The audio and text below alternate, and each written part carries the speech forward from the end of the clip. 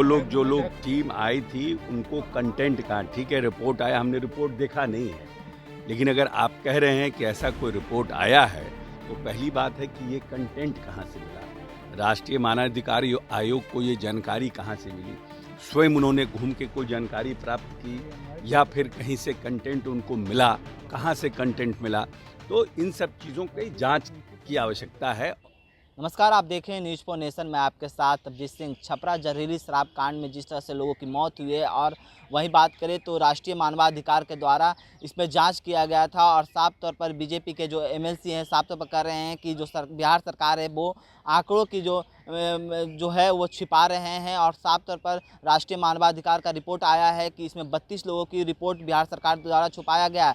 इसी को लेकर जब हमने बात किया बिहार सरकार के मंत्री अशोक चौधरी से, उनका साफ तौर पर कहना है कि अगर राष्ट्रीय मानवाधिकार इस तरह की बात कर रही है कि रिपोर्ट छुपाया गया है तो ये तो जांच की विषय है। उनके पास यह कंटेंट कहां से आया कि इतने लोगों की मौत छिपाया गया है, ये तो जांच की विषय है। क्या कुछ कर रहे हैं अशोक चौधरी, पहले सुनिए उनकी बातों को। रिपोर्ट आया है और उसमें कहा गया है कि 32 ऐसे लोगों को जला दिया गया जिनका पहले पोस्टमार्टम नहीं किया गया है।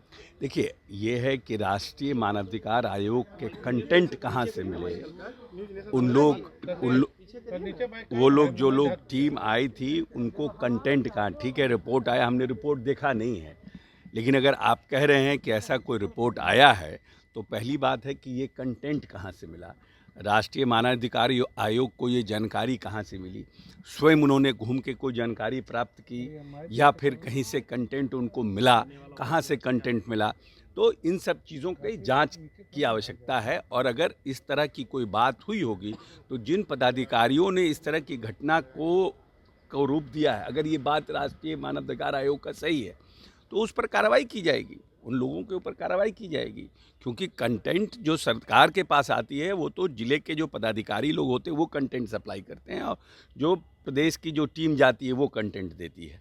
तो राष्ट्रीय मानवाधिकार आयोग को कहाँ से कंटेंट मिला, क्या वो जिले के पदाधिकारियों से और राज्य के जो पदाधिकारी से उनसे समन्वय स्थापित किए या ये इनका अपना कहीं का कंटेंट है, ये सब जांच का विषय है। बीजेपी कह रही है कि ये कोई नई घटना नहीं है, इससे पहले भी इस तरह की घटना घटी है जो कि पुलिस और सरकार दोनों मिली भगत होकर के आंकड़े को छुपाने का काम किया है।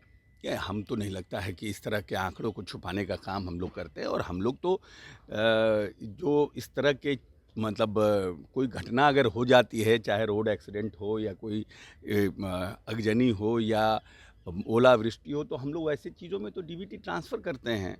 तो हमारा तो कहीं कोई छुपाने का और इसका कोई हमारा मकसद तो रहता नहीं है। रिपोर्ट को फिर दिखाया जाएगा सर जो इस बार अभी या वही हम कह रहे हैं ना कि from where they have got the content, they have considered the state government's report, they have considered the district's administration reports, or they have come from their own conclusion. That has to be seen.